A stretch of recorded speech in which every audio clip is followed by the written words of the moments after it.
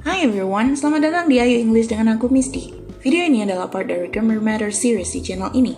Sebelum mulai, aku info aja, nanti kalau mau catat atau screenshot, bisa pause aja videonya. Oke? Let's get started. Di lesson kali ini kita bahas parts of speech. Kita akan bagi lesson ini di 3 part. Yang pertama definisinya, yang kedua tipe-tipenya, dan yang ketiga latihan soal. Are you ready? Langsung aja kita mulai ke yang pertama, yaitu definisinya. What are parts of speech? Apa sih parts of speech itu? Parts of speech, kalau kita terjemahkan ke bahasa Indonesia, maksudnya adalah bagian-bagian kalimat. Jadi roles that words have in a sentence. Dalam satu kalimat ada beberapa kata, dan masing-masing kata itu mempunyai peran tersendiri dan fungsi tersendiri. Contohnya, he was holding a well-written long letter. Bisa kita lihat di kalimat ini ada 8 kata, dan masing-masing dari kata itu mempunyai fungsi tersendiri yang akan kita pelajari hari ini. Gimana? Sampai sini cukup jelas? Kalau sudah, kita masuk ke part yang kedua, yaitu tipe-tipenya. Parts of speech dalam bahasa Inggris ada 9, tapi ada beberapa orang yang bilang 8. Juga boleh sebenarnya, tapi kita bahas 9 aja agar lebih clear penjelasannya. Oke, mari kita lihat tipe-tipenya. Yang pertama ada noun, yang kedua pronoun, yang ketiga verb, yang keempat adjective, yang kelima adverb, yang keenam article, yang ketujuh preposition, yang kedelapan conjunction, dan yang kesembilan interjection. Kalau ada yang bilang 8 tipe saja, biasanya yang dikecualikan adalah yang keenam, yaitu article. Tapi untuk lesson ini kita fokus ke 9 tipe-tipe ini. Kalian siap bahas satu-satu? Kita mulai dari tipe yang pertama, yaitu noun atau kata benda. Noun is a person, place, a thing, object, or concept. Seseorang, suatu tempat, suatu objek, atau sebuah konsep. Contohnya, Peter, house, rumah, chair, kursi, food, makanan, job, pekerjaan. Kita coba lihat penggunaan noun di suatu kalimat. Jenny is making soup for dinner in the kitchen. Kalian bisa identify yang mana aja nounnya kira-kira? Di kalimat ini ada 4 nouns. Yang pertama adalah Jenny, yang kedua adalah soup, yang ketiga adalah dinner, yang keempat adalah kitchen. Kalian bisa lihat kalau fungsi noun biasanya sebagai subjek dari kalimat, objek dari kalimat, atau ditempatkan setelah preposisi sebagai keterangan tempat seperti in the kitchen untuk di sini. Itu untuk noun. Untuk yang kedua adalah pronoun. Masih ada hubungannya tentang noun. Pronoun merupakan kata ganti. Fungsinya replaces a noun, jadi menggantikan kata benda. Contohnya ada he, her, my, that, dan these. Kita coba lihat contoh kalimatnya. She told me to borrow his notes. Ada berapa pronouns di sini? Jawabannya adalah ada 3. Yang pertama she, yang kedua me, dan yang ketiga his. Jadi seperti noun, karena pronoun adalah menggantikan noun, kalau di kalimat biasanya juga sebagai subjek, sebagai objek, tapi ada satu fungsi tambahan yaitu mengungkapkan kepemilikan. Di sini ada his sebagai kata kepunyaan, milik dia. Oke, sekarang langsung yang ketiga yaitu verb, kata kerja. Verb adalah word that describes action or state of being. Kata yang mendeskripsikan sebuah aksi atau situasi. Contohnya di sini ada watch, menonton, have, mempunyai, eat, makan, dan like, menyukai. Watch dan eat di sini merupakan kata kerja yang ada aksinya, tapi have dan like adalah kata kerja tanpa aksi atau lebih ke mendeskripsikan situasi saja. Coba kita lihat di contoh kalimatnya. I sleep in my room. She wanted to call me when I was sleeping. Ada berapa verb di sini? Ada 4 verb. Yang pertama sleep, yang kedua wanted, yang ketiga call, dan yang keempat sleeping. 2 kalimat ini menggunakan tenses yang berbeda. Verb bekerja seperti itu dalam bahasa Inggris. Bentuknya tergantung tensesnya. Kalau kalian mau lebih paham tentang tenses, bisa dicek di playlist Tenses Made Easy di channel ini. Sekarang kita ke tipe yang selanjutnya, yaitu adjective atau kata sifat. Adjective is a word that gives more information about a noun or pronoun. Jadi fungsi adjective adalah memberikan informasi tambahan kepada kata benda atau kata gantinya. Contohnya sweet, manis, red, merah, short, pendek, dan beautiful, cantik. Mari kita lihat contoh kalimatnya. The man is tall. He is a handsome man. Ada berapa adjektif di sini? Ada 2. Yang pertama adalah tall dan yang ketiga adalah handsome. Nah, bisa dilihat di 2 kalimat ini penempatan adjektif atau kata sifatnya berbeda. Yang pertama setelah nounnya dan yang kedua sebelum nounnya. Bedanya di sini gampang banget, kalau kalian mau menempatkan adjektif setelah nounnya, kalian kasih aja to be seperti is, am, are, was, were, tergantung tense-nya. Tapi kalau kalian mau pakai adjektifnya sebelum nounnya, tinggal langsung kasih aja seperti handsome man, beautiful girl, etc. Tapi kalau setelah harus dikasih to be dulu di tengah-tengah. Setelah adjektif kita ada adverb atau kata keterangan. Nah, untuk adverb ini sebenarnya agak lebih tricky ya. Karena adverb adalah word that modify a verb, adjective, another adverb, or a sentence. Kata yang memodifikasi kata kerja, kata sifat, kata keterangan lain, atau seluruh kalimat. Jadi fungsinya cukup banyak di sini. Contohnya ada loudly, well, fast, dan never. Banyak adverb, terutama yang digunakan untuk memodifikasi kata kerja, itu diakhiri dengan li. Jadi awalnya dari adjective atau kata sifatnya ditambah li, seperti loudly. Awalnya dari loud, ditambah li jadi loudly. Ada quickly, ada happily, etc. Tapi ada juga yang berbeda 100% seperti good di adjektifnya menjadi well di adverbnya. Ada juga yang tidak berubah seperti fast, tetap fast, hard, tetap hard. Nah, never ini sendiri adalah adverb yang menjelaskan tentang frekuensi, jadi memodifikasi seluruh kalimatnya. Coba kita lihat sekarang beberapa kalimat yang menggunakan adverb. I draw the picture easily. It is surprisingly good. I always like drawing. I can paint very well too. Coba kalian identify adverbsnya ada di mana aja. Untuk kalimat yang pertama, adverbnya adalah easily. Dan di sini easily memodifikasi kata kerjanya draw. Jadi aku menggambar gambar itu dengan mudah. Yang kedua, it is surprisingly good. Surprisingly di sini adalah adverbnya untuk memodifikasi good sebagai adjective. Yang ketiga, I always like drawing.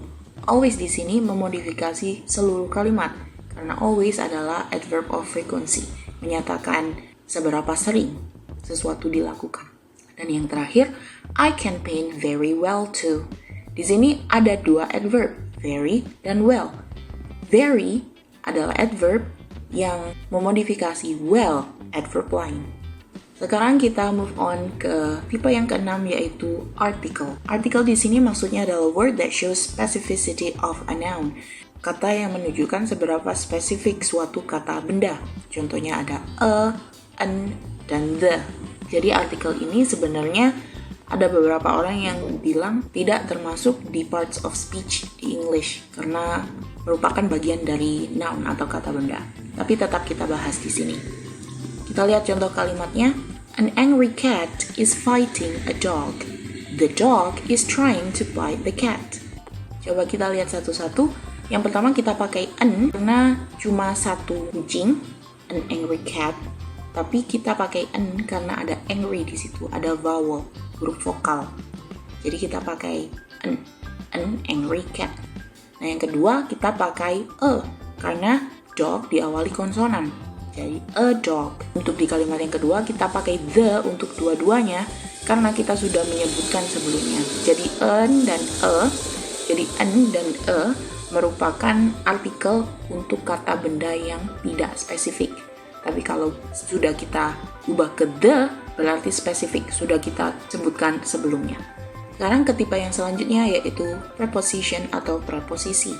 Preposition adalah word that connects a noun with another part of a sentence. Kata yang menghubungkan kata benda dengan bagian lain di dalam suatu kalimat. Contoh preposisi ada after, in, about, dan with. Kita lihat contoh kalimatnya. The kid was playing with her friends near the pond before her mom called her to go inside the house. Cukup panjang ini, tapi coba deh, kalian bisa identify di mana aja preposisinya? Di sini ada 4 preposisi. Ada with, near, before, dan inside. Dan kalau kalian perhatikan lebih seksama lagi, pasti ada noun yang dihubungkan di preposisi, di masing-masing preposisi itu. Contohnya with ada friends, near ada pond, before ada pond sama mom, lalu inside ada house. Oke, jadi itu preposisi. Selanjutnya ada conjunction, konjungsi atau kata hubung. Word that connects other words or phrases together in a sentence. Nah, kalau konjungsi ini, kata hubung ini adalah kata-kata yang menghubungkan beberapa bagian di dalam suatu kalimat. Tidak hanya noun, tapi apapun itu. Juga frasa kadang-kadang. Contohnya di sini ada and, because, although, or, dan so. Konjungsi ini biasanya memperlihatkan relationship atau hubungan bagian-bagian itu atau frasa-frasa itu. Apakah itu additional information atau contrast atau consequence dan lain-lain. Contohnya, despite my anger, I forgive him because he apologized and gave me a gift. Unless he does it again, we will still be friends. Ada berapa konjungsi di sini?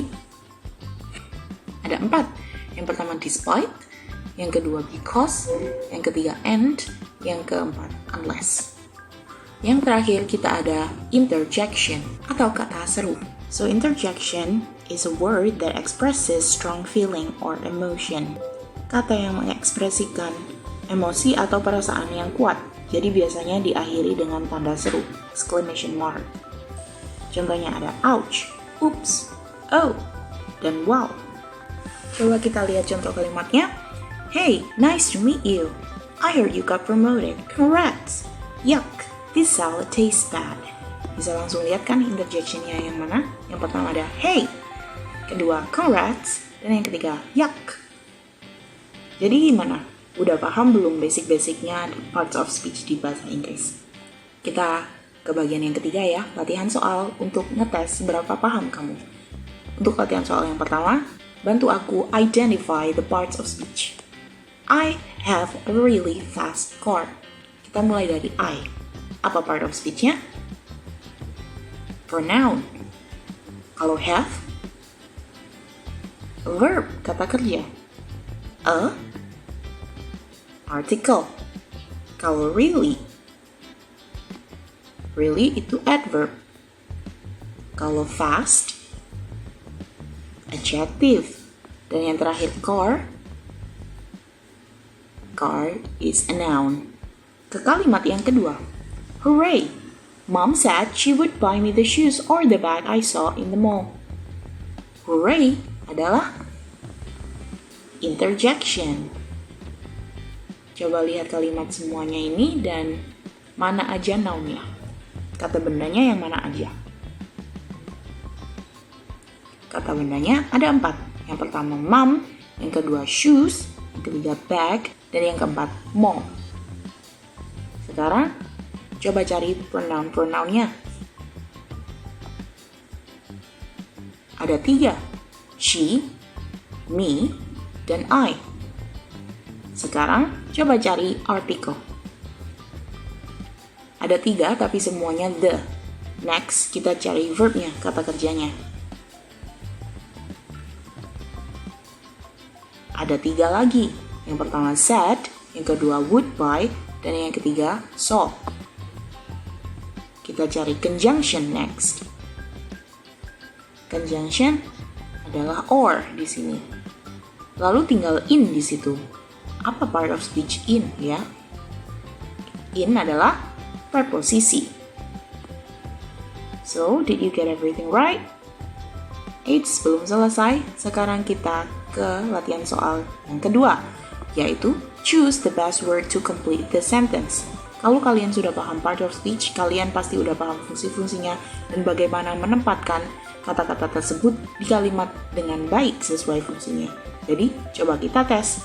Yang pertama, Mom cooked blank food. Is it A, well, B, tasty, C, on, atau D, boil? Di kalimat ini kita butuh adjective, jadi jawabannya adalah B, tasty. Kita nggak bisa pakai yang lain karena well adalah adverb, karena on adalah preposisi, dan boil adalah verb. Soal kedua, I like fries, blank, I hate salad. Is it A, good, B, and, C, but, atau D, eat? Di sini kita butuh conjunction, kita butuh kata hubung untuk menghubungkan nih dua klausa ini. Di optionnya, good adalah adjective, and itu konjungsi, but juga konjungsi, it adalah verb. Jadi antara and dan but. Tapi kalau kita lihat satunya like, satunya hate, berarti bertentangan. Kita harus pakai but, tapi bukan and. Soal terakhir, she eats blank slowly. Is it A, very, B, after, C, oops, dan D, clean? Jawabannya adalah A, very. Kita butuh adverb untuk menjelaskan adverb slowly. Kita tidak bisa pakai after, karena after adalah preposisi, oops adalah interjection, dan clean adalah adjective atau verb. So, that was it. How was the lesson, you think? Did you learn a lot about parts of speech? I hope you did.